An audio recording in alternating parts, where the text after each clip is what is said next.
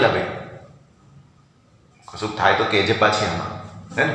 Okay, ફ્રેમની બહાર જતો રહું છું એવું કહે છે, એટલા માટે હવે આમ નક્કી છે કંઈથી આટલામાં જ રહીશું. ઓકે, તો સૌથી પહેલા આપણે જે ચર્ચા શરૂ કરી રહ્યા છીએ એની અંદર ચેપ્ટર નંબર 14 ચાલી રહ્યું છે. તો આ ચેપ્ટર નંબર 14 માં શરૂઆતમાં આપણે વેક્યુમ ટ્યુબ વિશે સમજાવ્યું. એના પછી પદાર્થ ત્રણ પ્રકારના છે, એક વાહક, એક અર્ધવાહક અને એક અવાહક. આ ત્રણની દ્રષ્ટિએ એના પ્રકારો પણ આપણે સમજાવી દીધા. આ ત્રણ જે પ્રકાર આપણે સમજાવ્યા એના ઉપરથી એની અવરોધકતા શું હોઈ શકે, એની વાહકતા શું હોઈ શકે એ પણ આપણે સમજાવ્યું.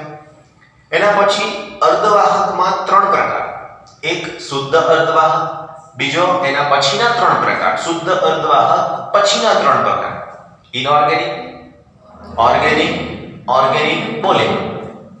એના પછી આપણે જે સમજાવ્યું એની અંદર શુદ્ધ અર્ધવાહકની અંદર બેન્ડ સ્ટ્રક્ચર સમજાવવાની કોશિશ કરી, પણ એની સાથે સાથે આપણે ત્રણ બાબતોની ચર્ચા કરી, એક વાહક પદાર્થ માટે, અર્ધવાહક માટે, અવાહક માટે. ઇલેક્ટ્રોન ન્યુક્લિયસની આસપાસ ભ્રમણ કરે છે. આવું બોરના અધિતર્ક બોરના વાદ અનુસાર કહેવાય. આ ભ્રમણ કરતા ઇલેક્ટ્રોનને અનુરૂપ એની પાસે ઊર્જા હોય. બે સિલિકોન ભેગા થાય, બે જર્મેનિયમ ભેગા થાય, બંધ બનાવે, બે પરમાણુ ભેગા થઈને બંધ બનાવે, તો હવે પછીના એના ઊર્જા સ્તર એટલે કે ઇલેક્ટ્રોનના ઊર્જા સ્તર કંઈક ડિફરન્ટ પડે અને એને અનુરૂપ એના ઊર્જા સ્તર તૈયાર થાય. આ ઊર્જા સ્તરની અંદર બે પ્રકારના ઊર્જા સ્તરની વાત કરી. આમ તો ત્રણ સમજાય, પણ લેયર કોની પાસે હોય, સ્તર કોની પાસે હોય, તો કે કન્ડક્શન બેન્ડ અને વેલેન્સ બેન્ડ. વેલેન્સ બેન્ડનો મતલબ શું કીધો, તો કે ન્યુક્લિયસની સાથે પરમાણુની અંદર જેટલા ઇલેક્ટ્રોન જકડાયેલા છે, જોડાયેલા છે, એ બધાને અનુરૂપ જે ઊર્જા સ્તર બને છે એને આપણે નામ આપ્યું છે વેલેન્સ બેન્ડ. એનાથી ઉપર ખાલી જગ્યા હોય છે, એને નામ આપ્યું છે EG, energy gap, forbidden gap, પ્રતિબંધિત વિસ્તાર. બરાબર? એનાથી ઉપરનો ભાગ છે એને શું નામ આપ્યું છે, કન્ડક્શન બેન્ડ. હવે ત્રણ પ્રકારમાં સૌથી પહેલી જો વાત કરું તો ધાતુ પદાર્થ માટે જો હું ડ્રો કરું, વાહક પદાર્થ માટે ડ્રો કરું, તો અહીંયા આવશે કન્ડક્શન બેન્ડ, અહીંયા આવશે વેલેન્સ બેન્ડની ઊર્જા, એની નીચે આવા ઊર્જા સ્તર તમે દર્શાવી શકો છો. આવા ઊર્જા સ્તર તમે અહીંયા પણ બતાવી શકો છો, રાઈટ?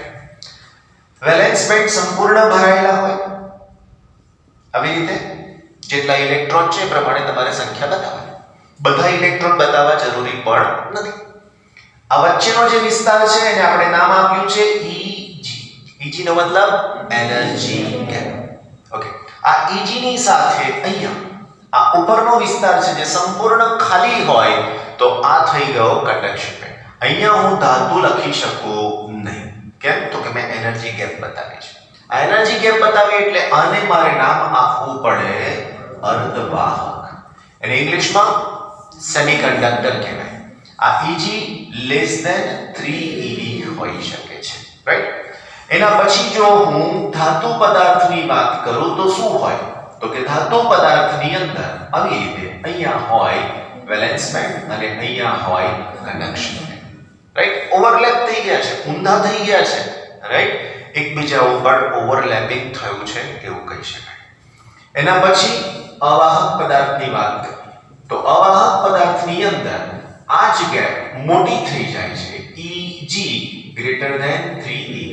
બાકીનું structure as it is, right? અહીંયા ઇલેક્ટ્રોન જે પ્રમાણે છે એ પ્રમાણે અને અહીંયાનું લેયર ખાલી છે એ પ્રમાણે ખાલી છે, કરેક્ટ? અને પછીની હજુની સિચ્યુએશન આપણે બતાવી હતી, રાઈટ? શુદ્ધ અર્ધવાહકનું બંધારણ સમજાવ્યું, એની અંદર એના પછીની સિચ્યુએશન હતી. શુદ્ધ અર્ધવાહક એટલે સિલિકોન કાં તો જર્મેનિયમ. જો હું સિલિકોનને બતાવવાની કોશિશ કરું તો એની અંદર એનું જે ઇલેક્ટ્રોનિક કન્ફિગ્યુરેશન હતું, ઇલેક્ટ્રોનિક કન્ફિગ્યુરેશન સિલિકોનની જો હું વાત કરું તો એનો ક્રમાંક છે 14. તો એના પ્રમાણે અહીંયા લખી શકાય મને 1s2, 2s2, 2p6, 3s2 અને 3p2. આ સ્પ્લિટ થઈ અને મને આ ઇલેક્ટ્રોન આમાં મળશે sp3 હાઇબ્રિડાઇઝેશન સહસંયોજક બંધ બનાવશે 3p કક્ષક અને એક s કક્ષક ભેગા થાય. હવે એને અનુરૂપ જો બંધારણની વિચારણા કરીએ તો આવા સિલિકોન એકબીજાની સાથે ગોઠવાઈ શકે છે. આ બંધારણ દ્વિપરિમાણમાં છે. x દિશા y દિશા.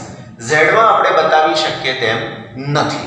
તો હવે આના બંધારણની અંદર આવી રીતે વચ્ચે કયા બંધની વાત થઈ હતી હમણાં કીધું એ પ્રમાણે, તો કે સહસંયોજક બંધની વાત થયેલી છે, રાઈટ. તો આ પ્રમાણે આનું બંધારણ શક્ય બની શકે છે. દરેક બંધમાં બે બે ઇલેક્ટ્રોન્સથી આપણે કામ લેવાનું છે અને એ ઇલેક્ટ્રોન શેરિંગ ઇલેક્ટ્રોન પણ કહી શકાય છે, રાઈટ. સપોઝ હું આના ઇલેક્ટ્રોનની વાત કરું તો 4 ઇલેક્ટ્રોન મને બતાવવાના, 1 2 3 અને 4. એવા 4 આના પણ આવશે તો અહીંયા બતાવી શકું 1 2 3 and 4, રાઈટ. હવે એવા 4 અહીંયા પણ બતાવવાના મને તો અહીંની સાથે 1 2 3 અને 4. ક્લિયર? એવા આની સાથે પણ બતાવવાના તો આની સાથે અહીંયા હું એમ જ બતાવી દઉં છું કારણ નીચે સિલિકોન છે એવું આપણે માની લઈશું. આવું દરેકની સાથે તમે રિપ્રેઝન્ટેશન આપી શકો છો.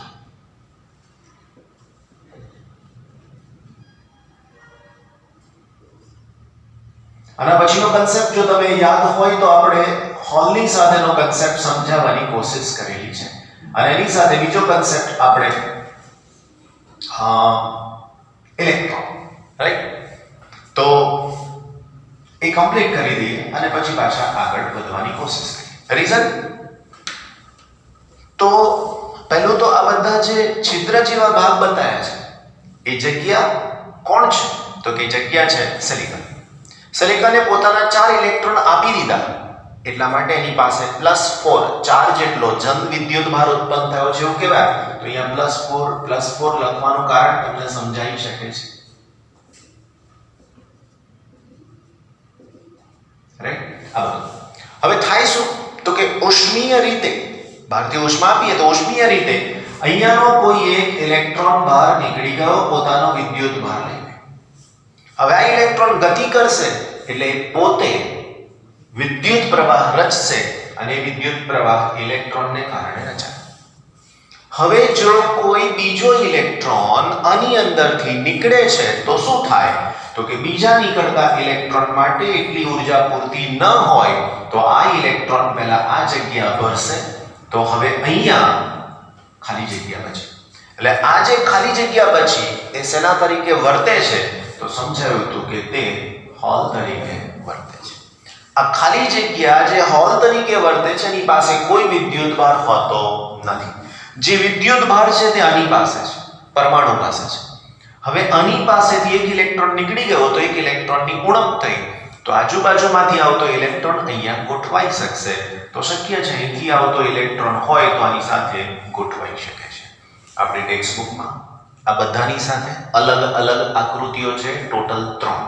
પહેલી આના માટેની, બીજી આના માટેની અને આવી ત્રીજી. આપણે 3 દોરવાની, પછી મેં ગઈકાલે 3 દોરી હતી, આજે રિવિઝન થયું એટલે એક જ છે, એટલે બધું એકમાં મેં સમજાવી દીધું. પછી તમારે આનું રિવિઝન નથી કરવાનું, કમ્પ્લીટલી લખવાનું છે, એવું ધ્યાન રાખવાનું રહેશે. કરેક્ટ? એટલે સુધી હવે આ થઈ ગયા પછી આપણે એવું જોયું કે ઇલેક્ટ્રોન આમ ગતિ કરે તો હોલ એનાથી વિરુદ્ધ દિશામાં ગતિ કરે છે. તો વિદ્યુત પ્રવાહ રચવામાં એનો પણ ભાગ છે. તો અહીંયા IH હોલને કારણે રચાતો પ્રવાહ અને આ મને મળી શકશે કુલ પ્રવાહ I. ક્લિયર? એકદમ. તો આ બંને આપણને જે પ્રવાહ રચીને આપે છે કુલ પ્રવાહ I થશે. પણ આ પ્રવાહ બહુ જ ઓછો માઇક્રો એમ્પિયરના ક્રમનો છે એવું આપણે કહીએ છીએ, માટે આનો સીધો ઉપયોગ થઈ શકતો નથી. બીજી એક વાત પણ તમને સમજાવી હતી બેન્ડ ડાયાગ્રામ માટે. આ બેન્ડ ડાયાગ્રામની અંદર અહીંયા કન્ડક્શન બેન્ડ અને અહીંયા વેલેન્સ બેન્ડ. આની નીચેના ઊર્જા લેયર બતાવી દઈએ, આની ઉપરના ઊર્જા લેયર્સ બતાવી દઈએ. આ સંપૂર્ણ ભરાયેલા છે. આ જે સંપૂર્ણ ભરાયેલી સ્થિતિ મળે છે તે આપણને 0 કેલ્વિન તાપમાને મળે છે. એનો મતલબ કે 0 કેલ્વિન તાપમાને અર્ધવાહક એ અવાહક તરીકે વર્તે છે. એના પછી જો તાપમાનને અનુરૂપ આપણે વાત કરવા જઈએ તો હવે શું થઈ શકે? તો કે આ જે કન્ડક્શન બેન્ડમાં જે ખાલી ભાગ છે તે કોના વડે પૂરાય છે? તો કે આ વેલેન્સ બેન્ડ, આ કન્ડક્શન બેન્ડ. અહીંયાના ઇલેક્ટ્રોન વેલેન્સ બેન્ડમાંના ઇલેક્ટ્રોન જો પૂરતી ઉર્જા મેળવી લેશે તો તે અહીંયાથી અહીંયા જઈ શકશે. એટલે ઇલેક્ટ્રોન અહીંયા આવ્યો, એવો જો આ ઇલેક્ટ્રોન જાય છે તો અહીંથી અહીંયા પણ શક્ય. તો આવી રીતે વિદ્યુતનું વહન થઈ શકે છે. પણ અગેન પ્રોબ્લેમ એક જ, સંખ્યા ઇલેક્ટ્રોનની ઘણી ઓછી, અને એના પરિણામે થાય શું તો કે એના પરિણામ સ્વરૂપ વિદ્યુતનું વહન અહીંયા બહુ જ ઓછું મળે, પ્રવાહ ઓછો મળે.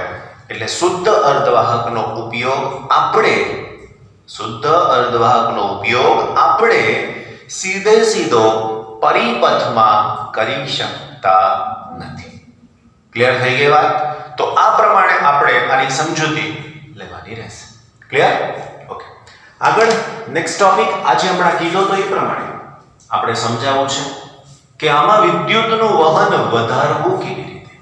તો એના માટેની ચર્ચાની અંદર અશુદ્ધિ ઉમેરવાની આવે છે. જાણી જોઈને આપણે અશુદ્ધિ ઉમેરીએ છીએ. અર્ધવાહકમાં આવી અશુદ્ધિ ઉમેરવાની પ્રક્રિયાને ડોપિંગ કહેવામાં આવે છે. ફરીથી આ પ્યોર છે, બરાબર? આની અંદર આપણે શું કરવું છે? અશુદ્ધિ ઉમેરવી છે. અશુદ્ધિ કેવી ઉમેરવી છે તો કે આપણી પાસે કાં તો ઇલેક્ટ્રોનની સંખ્યા વધવી જોઈએ, કાં તો હોલની સંખ્યા વધવી જોઈએ.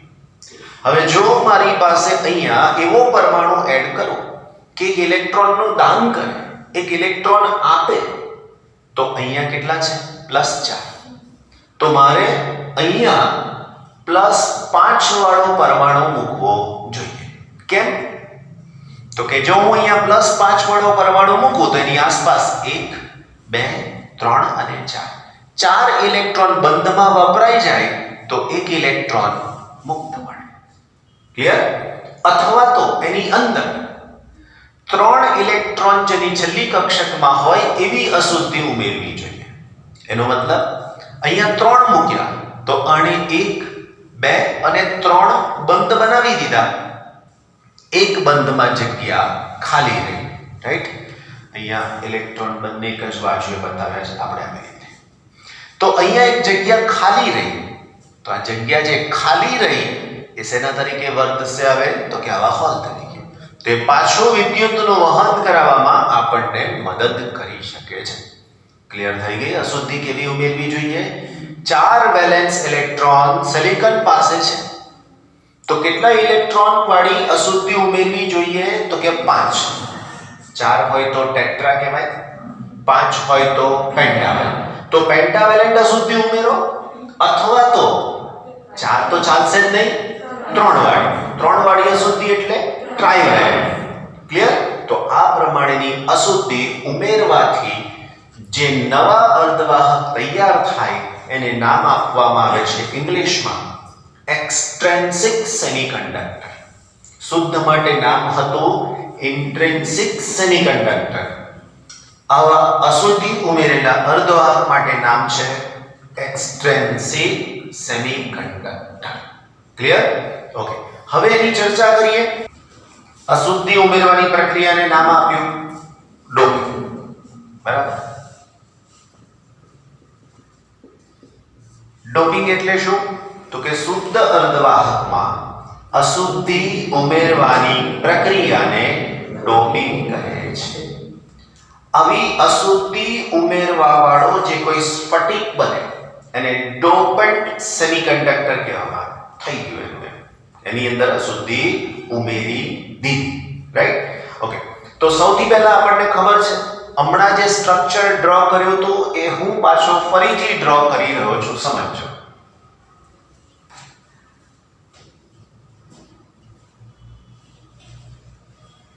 આ બધા સિલિકોનના કે જર્મેનિયમના પરમાણુ હોઈ શકે છે. એટલા માટે હું બધાની પાસે અહીંયા +4 લખી દઉં છું. આ +4 લખ્યું એનો મતલબ તમને મેં પહેલેથી સમજાવી દીધો.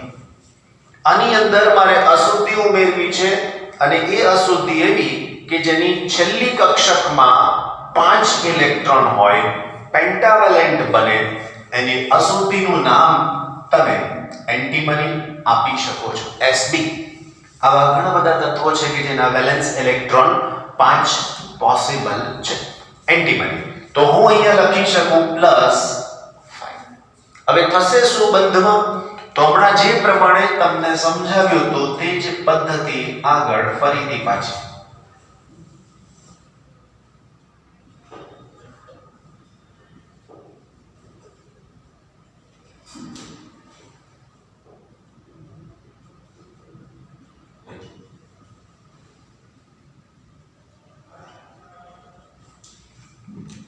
હવે તો કે બાકીના બંધ જે પ્રમાણે બનવાના છે જ પ્રમાણે બનવાના છે.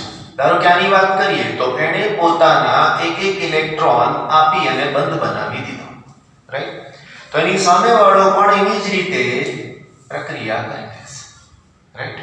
એની સામેવાળો પણ આવી જ રીતના કોઈ પ્રક્રિયા કરી દેશે. ઓકે, હવે આ બાજુએ જઈએ છે તો આને એક ઇલેક્ટ્રોન આપવાનો છે, અહીંયાથી એક ઇલેક્ટ્રોન, અહીંયા એક, આની સાથે આપણે બે બતાવીએ છીએ એવું કીધું. સેમ વે અહીંયા પણ આની માટેની વાત કરી દઈએ. ઓકે, એવું આની સાથે, આની સાથે. ઓકે, હવે થવાનું શું? તો બધા માટે બંધ બનાવી દીધા પછી આની પાસે કેટલા ઇલેક્ટ્રોન છે? તો કે 5. અને પોતાનો એક ઇલેક્ટ્રોન અહીંયા આપીને સહસંયોજક બંધ બનાવ્યો, આને પણ આપીને એક બનાવ્યો, આને પણ એક આપ્યો, આને પણ એક આપ્યો. તેમ છતાં એની પાસે એક ઇલેક્ટ્રોન વધારે રહ્યો. હવે આ જે એક ઇલેક્ટ્રોન રહ્યો એ અહીંયા મુક્ત ઇલેક્ટ્રોન તરીકે વર્તે છે. હવે આ જે બતાવ્યું તે કીધું એ પ્રમાણે મુક્ત ઇલેક્ટ્રોન. આવું જેમ ધાતુમાં બનતું હતું એવું આની અંદર આ મુક્ત ઇલેક્ટ્રોન મળી શકે છે. પાછું તમને એમ થાય કે જો સર આવો જ ધાતુમાં જ હતો તો આને આટલી બધી મહેનત કરવાની જરૂર શું? કેમ તાંબાનો સળિયો જોડી દઈએ તો ના ચાલે? પાછી મુશ્કેલી. કઈ મુશ્કેલી? પહેલા લેક્ચરમાં સમજાવ્યું હતું તે. આ ઇલેક્ટ્રોનિક્સ આઇટમ જેટલી પણ આપણે યુઝ કરીએ છીએ, ડિવાઇસીસ જેટલા પણ યુઝ કરીએ છીએ, એમાં મેઇન આશય આપણો શું છે? તો કે V નું I ઉપર નિયંત્રણ અને I નું V પર નિયંત્રણ. બસ આ આપણો મેઇન આશય છે. એટલા માટે આ બધી મહેનત કરવી પડે છે. અધરવાઇઝ તાંબાનો સળિયો બહુ સરસ બધે જ ઉપયોગમાં લઈએ છીએ આપણે, જેટલા પણ ઇલેક્ટ્રિકલ કનેક્શન્સ થાય છે, રાઈટ? સમજાઈ ગયા વાત? ઓકે, તમને એવો પ્રશ્ન પણ થવો જોઈએ કે આ ઇલેક્ટ્રોનને બહાર કાઢવો હોય તો કેટલી ઊર્જા જોઈએ? અને બહાર કાઢવા માટે કેટલી ઊર્જા જોઈએ? હવે તમે સમજી શકો છો કે જો મારી પાસે લાસ્ટ જે વાત કરી હતી એ પ્રમાણે સિલિકોન કાં તો જર્મેનિયમ, યાદ કરો હું લખી નાખ્યું હતું. સિલિકોન માટે ઊર્જા જોઈએ છે 1.1 eV અને આના માટે હતું 0.72 eV, 7 કાં તો 0.72 eV. હવે જો મારે આ કન્ડિશનમાંથી ઇલેક્ટ્રોનને બહાર કાઢવો છે તો હજુ આ ડેસિમલ પોઈન્ટ ખસી જાય છે. હવે વિચાર કરો કે અહીંયા જ્યારે ગણતરી કરી હતી ત્યારે આપણને જવાબ મળ્યો હતો 6000, રાઈટ? જે એણે પ્રમાણે ગણતરી કરી કે 0.4 × 10⁴. હવે 0.4 × 10⁴ કરો તો એક પોઈન્ટ ખસી જાય એટલે કેટલું થાય? 4000. હવે જો એમાંથી એક દશાંશિન હજુ ઘટી જાય તો ડાયરેક્ટ કેટલું થઈ જાય? 400. અને 400 પોસિબલ છે, 300 પોસિબલ છે. હવે 300 તો ઓરડાનું તાપમાન થઈ ગયું, કોઈ મુશ્કેલી જ ના પડે. તો હવે સમજાવવું જોઈએ કે આ ઇલેક્ટ્રોનને કાઢવા માટેની ઊર્જા ઓરડાના તાપમાને પણ મળી રહેતી હોય છે. 0.01 eV, 0.01 eV આવું થાય. 0.01 eV. કેટલા દશાંશિન શિફ્ટ થઈ ગયા? 2. હવે વિચાર કરો કે 4000 માંથી 2 દશાંશિન દૂર થઈ જાય તો કેટલા થઈ ગયા? થઈ ગયું કે નહીં? ઓરડાનું તાપમાન પણ 40 નથી, ઓરડાનું તાપમાન 300 છે. એટલે વિચારી શકો છો કે આવા ઇલેક્ટ્રોન એમ જ ફ્રી ઇલેક્ટ્રોન તરીકે પોસિબલ છે. એનો મતલબ આપણે સમજી શકીએ એમ છીએ કે આવી રીતે કરવાથી ફાયદો શું થયો આપણને? તો કે આમાં મુક્ત ઇલેક્ટ્રોન મળ્યા. હવે તમને એમ થાય કે આ બધી વસ્તુઓ મફતમાં મળે છે, લાવ લઈ લો ને. ભારતીય નાગરિક તરીકે આપણો એક ગુણધર્મ થાય કે નહીં? નહીં રહે તો સારું છે. તો અહીંયા આપણે એવું કહેવા જઈ રહ્યા છીએ કે આવી અશુદ્ધિ કેટલી ઉમેરી શકાય? તો વાલાઓ, આવી અશુદ્ધિ પાર્ટ પર મિલિયન, પાર્ટ્સ પર મિલિયન, મિલિયન એટલે બ નથી, એમ છે, મિલિયન, મિલિયન એટલે ppm, આવો વર્ડ આવે છે, ppm. શોર્ટ બીજી એબીસીડીમાં એટલે નાના લેટરમાં લખાય છે ppm. ppm નો મતલબ પાર્ટ્સ પર મિલિયન. 1 મિલિયન દીઠ એક આવું મૂકી શકાય. તો તમને એમ થાય સર 1 મિલિયન 10 લાખ દીઠ જો હું એક મૂકું શું ફાયદો થવાનો? ભાઈ 1 મોલમાં ગણો ને કેટલો ફાયદો થયો? 1 મોલની અંદર તમે ગણો તો તમને તમારો ફાયદો દેખાય. પાર્ટ્સ પર મિલિયન 10⁵ ઘાતે 1 મૂકો તો 10⁻23 ઘાત. 1 મોલમાં કેટલા પરમાણુ હોય? 10⁻23. આગળ સંખ્યાને આપણે કાઢી નાખીએ તો 10⁻23 ઘાતે કેટલા થાય? તો 10⁻23 ના છેદમાં 10⁵ વિચારી શકો છો, રાઈટ? અહીંયાથી આની સાથે એડજસ્ટ કરો તો શું થાય? તો કે 10⁻18 ઘાત. તો આ 10⁻18 ઘાત ઇલેક્ટ્રોન ફ્રીમાં મળે. એમ જ આ અશુદ્ધિ મૂકવાથી મળી ગયા. એનો મતલબ કે આપણને જે કામ જોઈતું હતું ઇલેક્ટ્રોનની સંખ્યા વધારવાનું એ મળી ગયું. જ્યાં 2-4 માંડ ઇલેક્ટ્રોન કોના કારણે મળતા હતા? આજે રિવાઇઝ કર્યું એની અંદર તાપમાનને કારણે. હવે એ તો પાછા આમાં છે જ કે આ ઇલેક્ટ્રોન બહાર નીકળી ગયો પોતાનો વિદ્યુત ભાર લઈને, તો પાછો અહીંથી એ ઇલેક્ટ્રોનને જગ્યા ભરી દીધી, પાછો અહીંથી ઇલેક્ટ્રોન અહીંયા આવી ગયો. આ બધું તો રહેવાનું જ છે, પણ મેઇન આવા કેટલા મળ્યા? 10⁻18.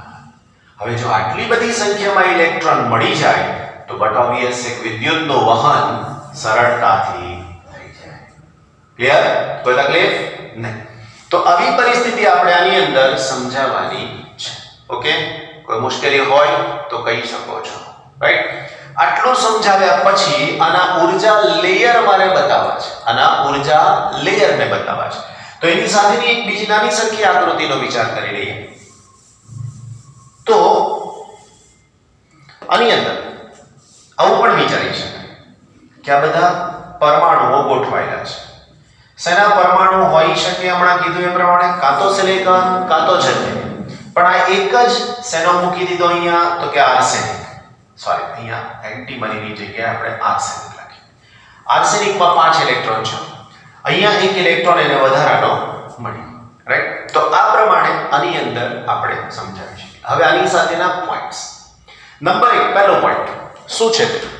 તો પહેલો પોઈન્ટ એ છે કે આની અંદર 2 પ્રકારના વિદ્યુતભાર વાહક મળવાના. નંબર 1 ઇલેક્ટ્રોન અને નંબર 2 હોલ.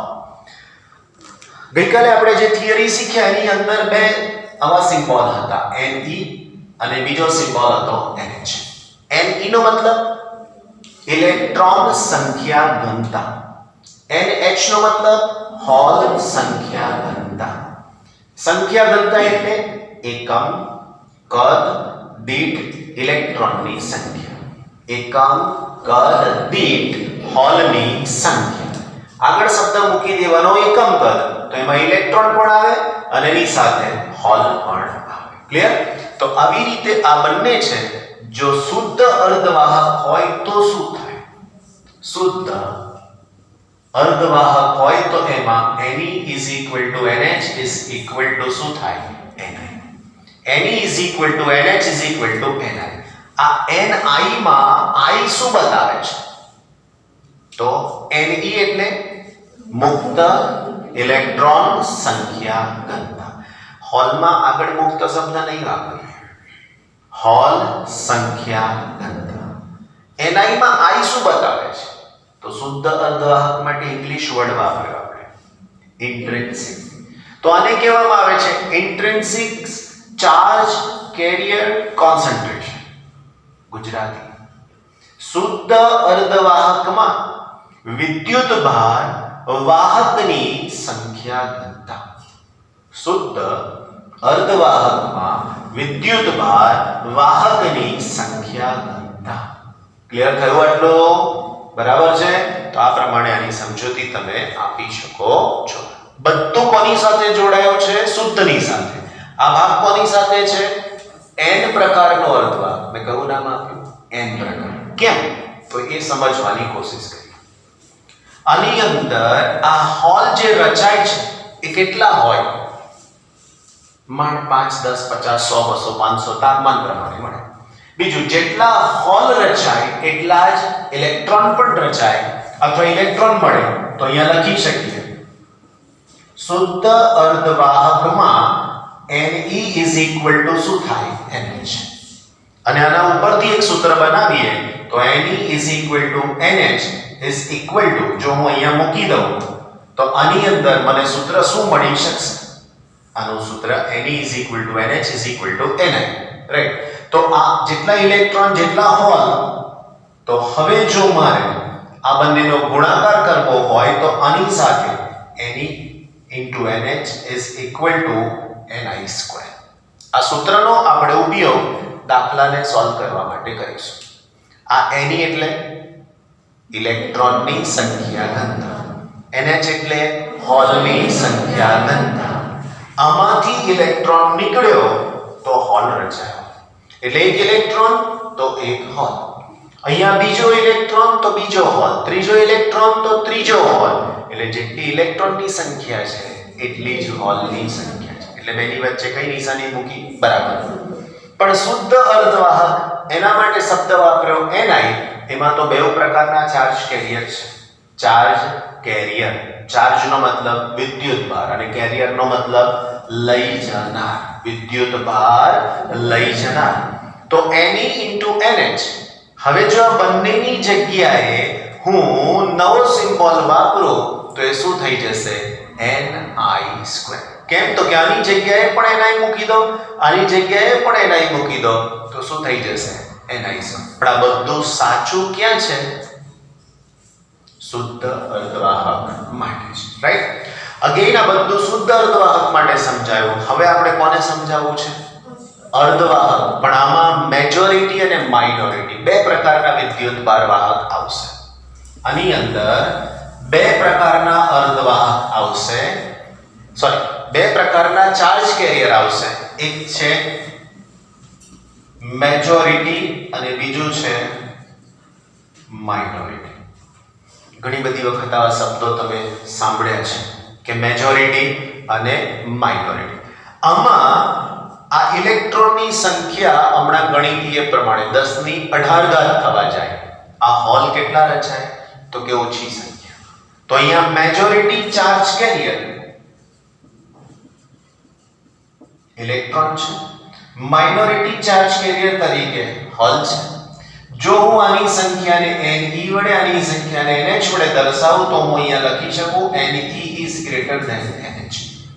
ઇલેક્ટ્રોન પર વિદ્યુત ભાર ઋણ છે, ઇલેક્ટ્રોન પરનો વિદ્યુત ભાર ઋણ વિદ્યુત ભાર છે. ઋણ માટે શબ્દ નેગેટિવ, એનો પહેલો લેટર લઈ લીધો, એના ઉપરથી આને N પ્રકારના અર્ધવાહક કહે છે.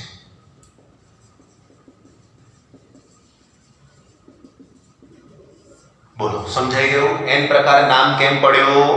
ફરીથી એકવાર પૂછીશ પછી ધ્યાન રાખજો. આ N પ્રકારના અર્ધવાહકનો મતલબ શું થયો?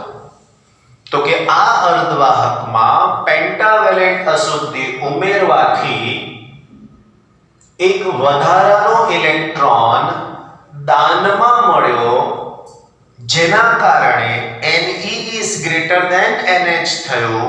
એટલે કે મેજોરિટી ચાર્જ કેરિયર તરીકે ઇલેક્ટ્રોન્સ મળ્યા અને આ ઇલેક્ટ્રોન્સ મળવાને કારણે એનો વિદ્યુત ભાર ઋણ હોવાને કારણે એના પહેલા અક્ષર નેગેટિવમાંથી N એક લેટર લઈ લીધો અને એના ઉપરથી નામ આપવામાં આવ્યું N પ્રકારના અર્ધવાહકો. ક્લિયર? ઓકે. આની સાથે જો હું અહીંયા 5 ની જગ્યાએ 4 ઇલેક્ટ્રોન વાળી અશુદ્ધિ ઉમેરું તો શું થાય? તો જો 4 ઇલેક્ટ્રોન વાળી અશુદ્ધિને આની અંદર ઉમેરીએ તો આનું પિક્ચર આવી રીતના આપણને મળી શકશે. સેમ ડાયાગ્રામ, સેમ વસ્તુ, બધું જ એની એ જ રીતે રિપીટ થઈ જશે.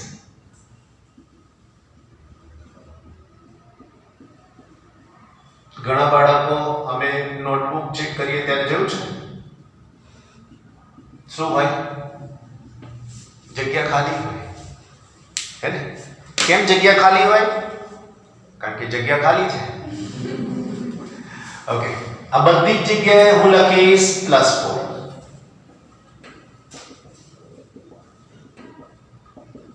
ઓકે અગેન આપણે જે રીતના સમજાવીએ છીએ એવી રીતના 4 ઇલેક્ટ્રોન્સને આપણે એડજસ્ટ કરવાના રહેશે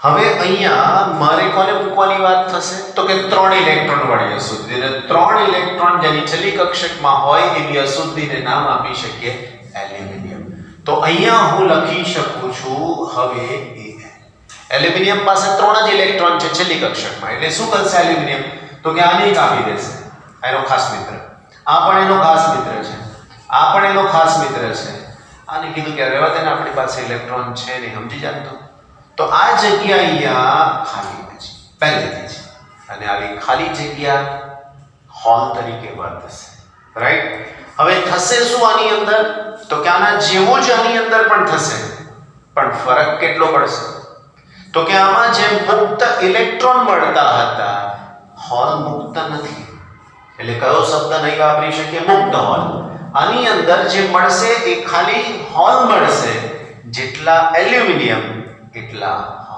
અહીંયા જેટલા આર્સેનિક એટલા ઇલેક્ટ્રોન અહીંયા જેટલા એલ્યુમિનિયમ એટલા હોલ તો ફાયદો શું થયો હવે તો કે આની અંદર આવી હોલની સંખ્યા વધી ગઈ અશુદ્ધિ ઉમેરવાની કેટલી તો અહીંયા એક વર્ડ લખ્યો તો ppm પાર્ટ્સ પર મિલિયન તો 10 ની 18 ઘાત જેમ અહીંયા ઇલેક્ટ્રોન મળતા હતા એવા અહીંયા 10 ની 18 ઘાત જેટલા હોલ મળશે આ ઊંધું થઈ જશે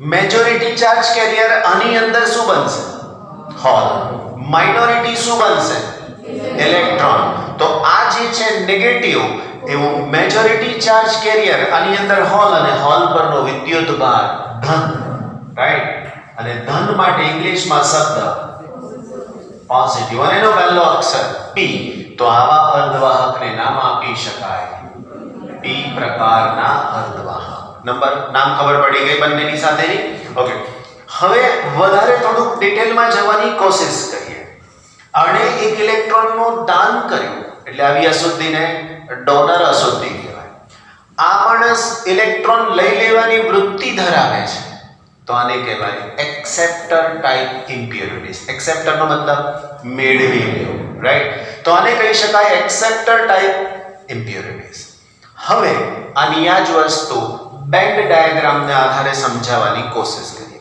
બેન્ડ ડાયાગ્રામનો ગુજરાતી આપણે કીધું ઊર્જા લેયર ઊર્જા સ્તર આની નીચે જ બતાવીએ તો વધારે ક્લિયર થઈ શકે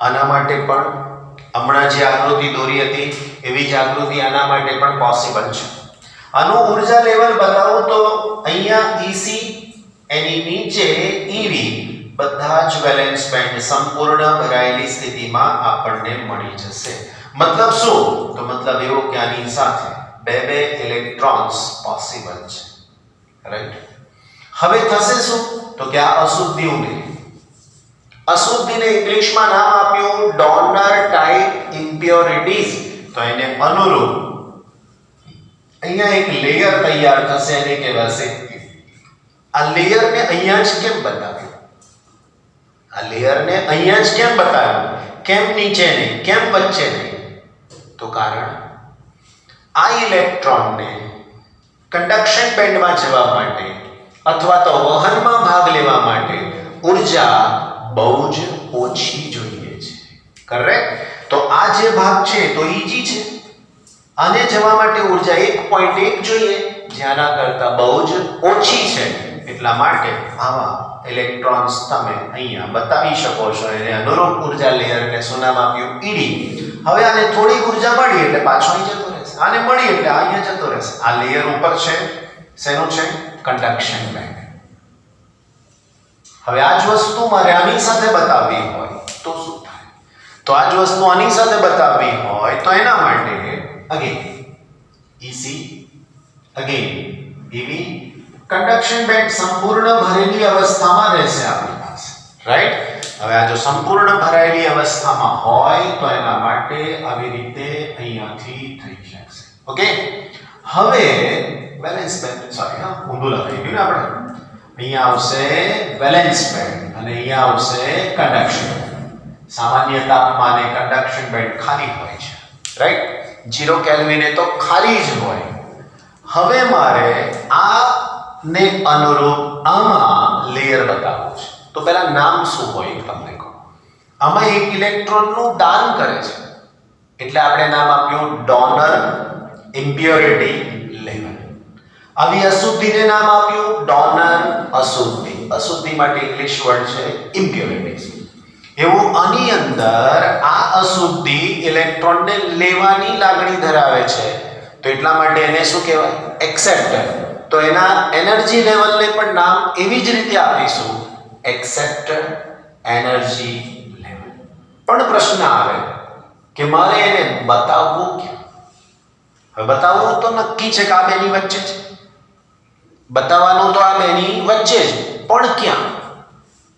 તો એના માટેનો ઉપાય છે કે આ બેની વચ્ચે ખરું, નો ઇશ્યુ, પણ બતાવવાનું ક્યાં આગળ? તો કે વેલેન્સ બેન્ડની નજીક. કેમ કન્ડક્શન બેન્ડની નજીક નહીં? તો પહેલી વાત, હોલ પોતે મૂવમેન્ટ કરતા નથી. બીજું, હોલનું કામ માત્ર ને માત્ર ઇલેક્ટ્રોનને સ્વીકારવાનું છે.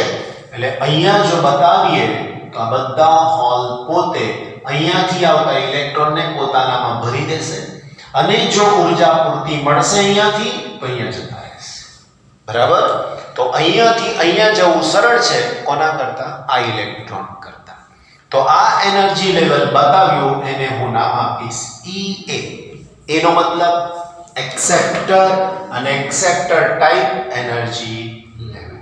નાઉ give me a difference between the N type and P type semiconductor. At least 4 થી 5 તો બોર્ડ પર જ દેખાય છે. બરાબર? ફરીથી 4 થી 5 તો બોર્ડ પર જ દેખાય છે. કોઈ જ પ્રકારની મુશ્કેલી નહીં પડવી જોઈએ, રાઈટ?